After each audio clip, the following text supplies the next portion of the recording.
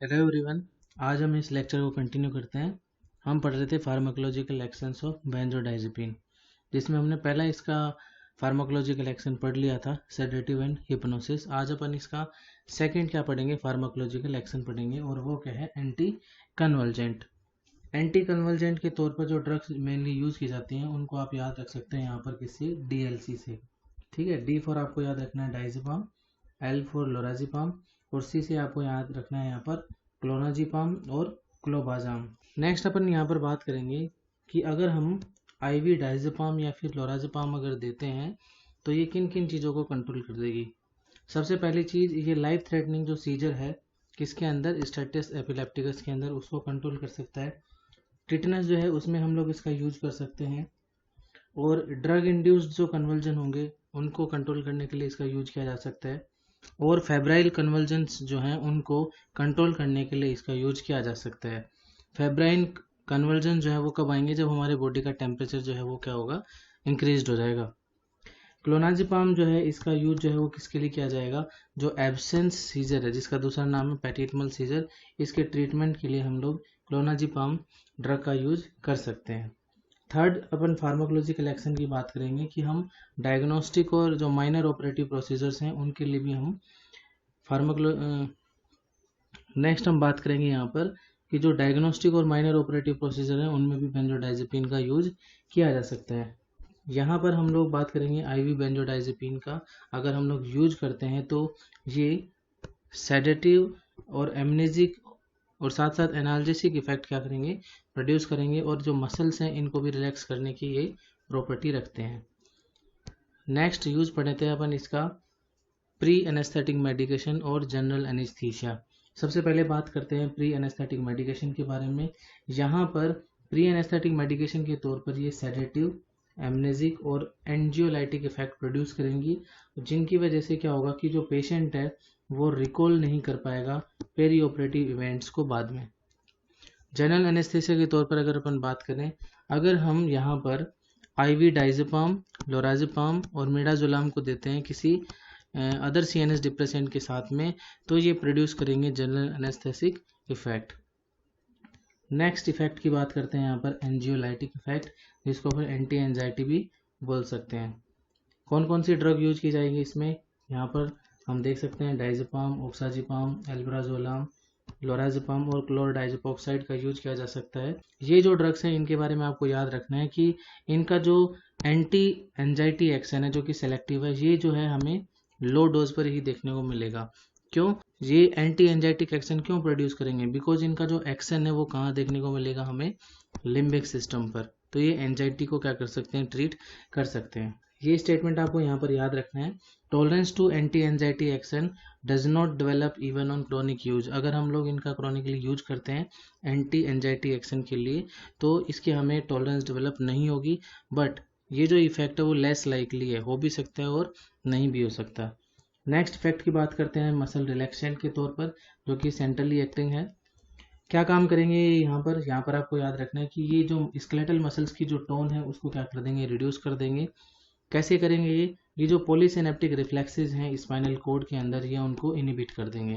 Relaxant effect जो है वो किस किस में यूजफुल होंगे, ये हमें स्पाइनल इंजरीज के अंदर यूजफुल होंगे, टिटनेस के अंदर, सेरेब्रल पाल्सी में, और साथ ही साथ ये स्पाज्म को रिड्यूस करेंगे जो कि जॉइंट इंजरी की वजह से होते हैं। नेक्स्ट इसका फार्माकोलॉजिकल एक्शन है विड्रोल सिम्टम्स को ट्रीट करना, और विड्रोल सिम्टम्स को ट्रीट करने के लिए डाइजेपाम और क्लोरडाइजेपोक्साइड का यूज कर सकते हैं। नेक्स्ट हम यहाँ पर बात करेंगे कॉन्शियस सिडेशन के बारे में। कॉन्शियस सिडेशन जो है वो एक लेवल होता है सीएनएस डिप्रेशन का, जिसके अंदर पेशेंट जो है वो अपनी कॉन्शियसनेस को लॉस नहीं करता, but is able to communicate cooperate during the procedure. वो प्रोसीजर के दौरान जो है वो कम्युनिकेट भी करेगा और कोऑपरेट भी करेगा। क्या क्या फार्माकोकाइनेटिक्स होगी हम उसके बारे में बात करेंगे अब। रूट ऑफ एडमिनिस्ट्रेशन जो है, हम लोग जो बेंजोडाइजेपिन है इनको ओरली भी दे सकते हैं और आईवी रूट से भी दे सकते हैं। रेक्टल रूट जो है इसका यूज हमें चिल्ड्रंस में हम लोग कर सकते हैं, जिसके दौरान हम लोग डाइजेपाम का यूज करेंगे। रेट ऑफ एब्जॉर्प्शन जो है इसका वेरिएबल होता है ओरल एडमिनिस्ट्रेशन के अंदर। इसका जो मेटाबॉलिज्म जो है वो लीवर के अंदर होता है, और यहाँ पर आपको एक चीज़ याद रखनी है कि जो ऑक्साजिपाम जो है उसका मेटाबॉलिज्म जो है वो लीवर में नहीं होता। एक्सक्रीशन जो है वो इसका यूरिन के थ्रू होगा। साथ ही साथ आपको यहाँ पर याद रखना है कि बेंजोडाइजेपिन जो है वो प्लेसेंटल बैरियर को क्रॉस कर सकते हैं। ड्यूरेशन ऑफ एक्शन की यहाँ पर अगर अपन बात करें तो ड्यूरेशन ऑफ एक्शन इनका शॉर्ट होता है, ठीक है, और इनका जो डिस्ट्रीब्यूशन जो है वो कैसा होगा, रैपिड होगा। तो रैपिड डिस्ट्रीब्यूशन की वजह से क्या होता है, शॉर्ट ड्यूरेशन ऑफ एक्शन हमें देखने को मिलेगा। नेक्स्ट हम बात करेंगे इसके एडवर्स इफेक्ट की। इसके लिए आप एक ट्रिक याद रख सकते हैं यहाँ पर, Mister Bean added floppy to a disk drive during baby cry. तो यहाँ पर आपको याद रखना है मिस्टर बीन जो है, यहाँ से आपको याद रखना है बेंजोडाइजेपिन, एडेड से आपको याद रखना है एडवर्स इफेक्ट, मतलब ये बेंजोडाइजेपिन के एडवर्स इफेक्ट हैं। कौन कौन से, यहाँ पर आपको फ्लॉपी से याद रखना है, फ्लॉपी बेबी सिंड्रोम। इसके अंदर क्या होगा, ड्यूरिंग लेबर रेस्पिरेटरी डिस्ट्रेस और हाइपोटोनिया जो है ये सिम्टम देखने को मिलेंगे हमें। 2 से याद रखना है आपको यहाँ पर टॉलरेंस। A4 amnesia. डिस्क से याद रखना है आपको यहाँ पर डिसओरिएंटेशन। ड्राइव से याद रखना है ड्राउजीनेस। ड्यूरिंग से याद रखना है आपको drug dependence. Baby blood vision cry confusion. ये हो गए क्या इसके एडवर्स इफेक्ट। अगर हमने क्रॉनिकली अगर इसका यूज किया है और उसके बाद में अगर हम इसका क्या करते हैं, विड्रॉल करते हैं, तो ये कुछ सिम्टम्स जो है हमें देखने को मिलेंगे यहाँ पर। जैसे हमें ट्रेमर्स देखने को मिल सकते हैं, इंसोम्निया, रेस्टलेसनेस, नर्वसनेस और लॉस ऑफ एपेटाइट। तो ये एक तरह से क्या है, विड्रॉल सिम्टम्स हैं अगर इनका क्रॉनिकली यूज किया जाए। नेक्स्ट एक इंपॉर्टेंट पॉइंट की अपन बात करेंगे यहाँ पर, जो कि है इनवर्स एगोनिस्ट। क्या होता है इनवर्स एगोनिस्ट, इसमें आपको याद रखना है बीटा कार्बोलिन। इनवर्स एगोनिस्ट के बारे में आपको याद रखना है, it's interaction with benzodiazepine receptor. ये बेंजोडाइजेपिन रिसेप्टर्स के साथ रिएक्ट करते हैं और रिएक्ट करके ये एंजाइटी और कन्वर्जेंस जो है वो प्रोड्यूस कर सकते हैं, ठीक है। तो ये आपको यहाँ पर याद रखना है। यहाँ पर नीचे अगर देख सकते हैं अपन कि हमारे पास में जो बेंजोडाइजेपिन रिसेप्टर है, अगर इस रिसेप्टर पे अगर कोई एंटागोनिस्ट अगर ऐड होता है तो वो इसके अगेंस्ट काम करेगा। और एंटागोनिस्ट कौन है यहाँ पर, फ्लोमाजेनिल। और फ्लोमाजेनिल जो है इसका यूज अगर हम करते हैं कब, जब बेंजोडाइजेपिन का क्या हो जाएगा, ओवरडोज हो जाएगा। बेंजोडाइजेपिन का जो एगोनिस्ट है, अगर ये बेंजोडाइजेपिन के रिसेप्टर पर एक्ट करता है तो सीएनएस का डिप्रेशन कोज करेगा। और अगर बेंजोडाइजेपिन इनवर्स एगोनिस्ट अगर बेंजोडाइजेपिन रिसेप्टर्स पर एक्ट करते हैं तब हमें सीएनएस के स्टिमुलेशन के इफेक्ट हमें देखने को मिलेंगे।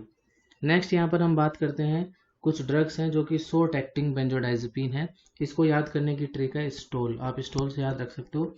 एस से आपको यहाँ पर याद रखना है शॉर्ट एक्टिंग बेंजोडाइजेपिन। टी से आपको यहाँ पर याद रखना है टीमाजीपाम या फिर ट्राइजोलम। ओ से आपको याद रखना है oxazepam. L for lorazepam, E for estazolam. Next बात करेंगे यहाँ पर benzodiazepine undergo extra hepatic metabolism. इसमें आपको याद रखना है outside the liver, outside the liver. O for oxazepam, temazepam and लोराजीपाम।